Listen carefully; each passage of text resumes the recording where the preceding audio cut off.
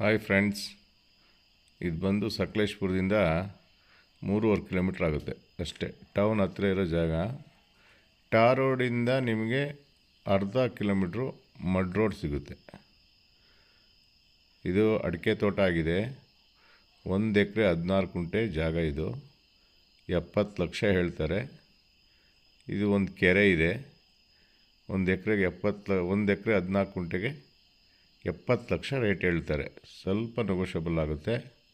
ಇದು ಸಕಲೇಶ್ಪುರಕ್ಕೆ ಬರೀ 3.5 ಕಿಲೋಮೀಟ್ರ್ ಆಗೋ ಜಾಗ. ಇದು ಸುತ್ತ ಮಡ್ ರೋಡ್ ಇದೆ. ಇದಕ್ಕೆ ತೋಟದ ಸುತ್ತ ರೋಡ್ ಇದೆ.